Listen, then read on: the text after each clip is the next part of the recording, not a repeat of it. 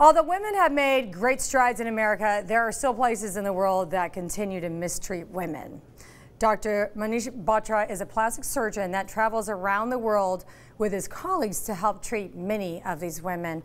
By the way, I want to tell you how honored I am to have you on Primetime. Thank you so much. And thank you for what you're doing in the world for my gender. No, thank you. And some of the viewers might know, but a lot of viewers I don't think really understand what's happening in other countries. So first of all, why don't you tell us, explain what you're doing and what your cause is and why you're inspired to do that. So the cause is based on not just treating women, but that's a big part of our mission. There's a group of Indian plastic surgeons known as ASIPS, American Society of Indian Plastic Surgeons, that was formed about 4 or 5 years ago. And our goal is to go back to India and other countries where women may have the stigmata of violence or abuse and try to get them functional again, because a lot of times we're not going to be able to take care of them completely on a cosmetic level, but at least get them functional to the point where they're able to take care of themselves and not be left with these horrible scars. And in particular, on this last trip, we treated a number of women who either were attacked with acid or hot oil type burn injuries that basically melted their bodies into a candle type. And from what I understand, they're called bride burnings, or what is it? Well, some people refer to them as dowry burnings, where some of these women, they've been married into families that expect a dowry, and they may not get the dowry, so they take it out on this innocent woman. Exactly. And it's funny that you marry a woman, you get a dowry. Jeez.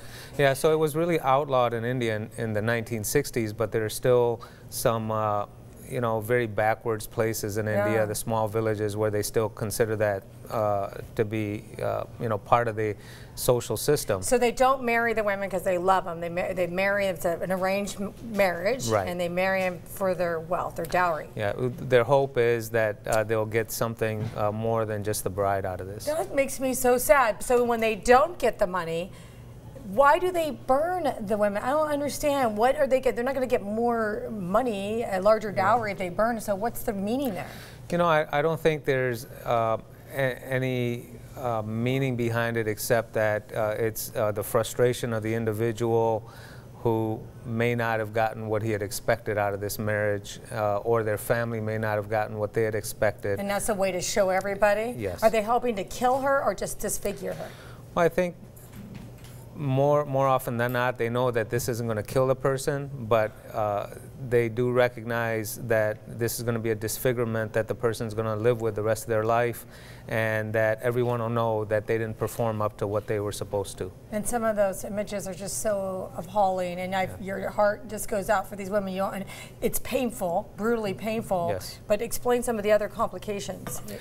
That's a minor burn, wouldn't you say? Yeah, that's a minor burn. The ones that we deal with routinely are much more significant, where the lips and the chin may be you know, stuck to the chest wall where the person can't eat. The eyes may be pulled down where they get corneal ulcerations, and the eyes dry out. So our mission on a lot of these trips is to go over there and release all these contractures and these horrific burns. That's scar tissue. Right.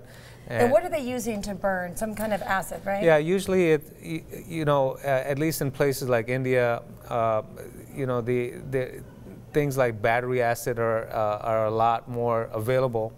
And so it may not just be dowry burnings that lead to this, but it may be someone who's a jilted lover that is very upset, and their way of taking it out on the person is to throw acid on them. That it's upsetting my stomach just to hear these stories.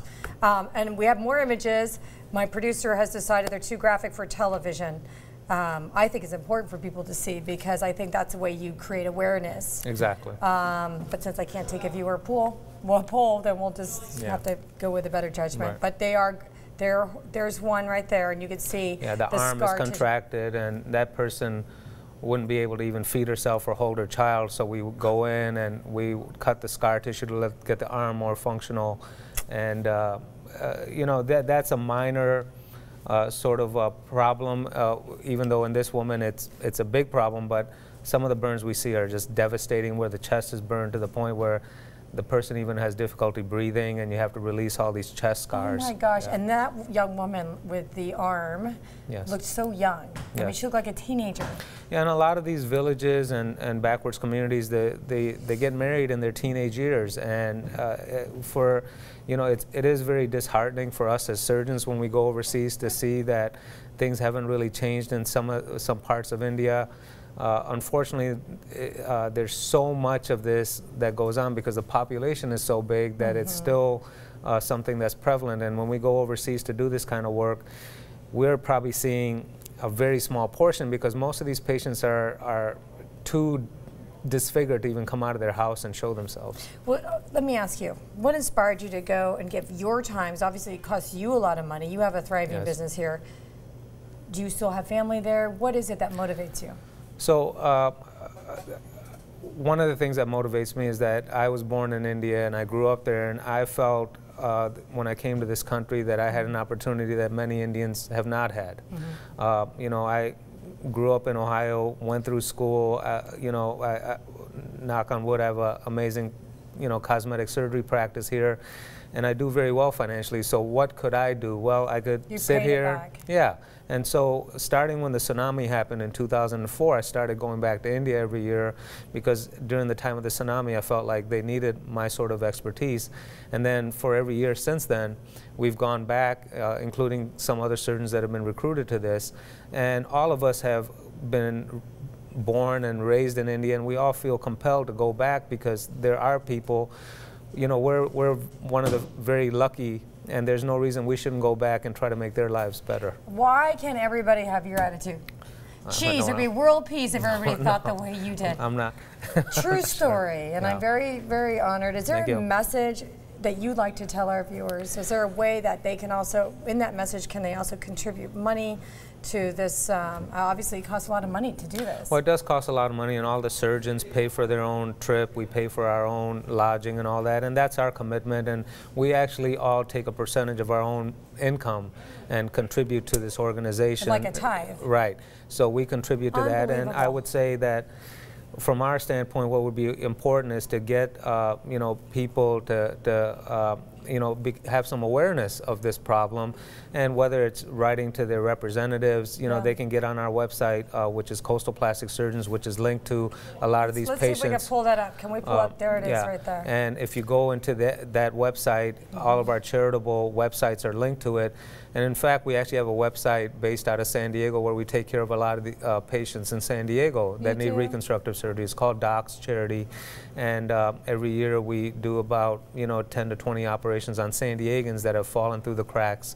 Okay, so when you do something, I want to be there. Yeah, of course, we'll invite you. We'll definitely invite you. Important. We'll definitely invite you. So important. Yeah. Again, so honored for you to come on our show. Thanks for having us. You're a blessing to everybody. Appreciate it. Thank you.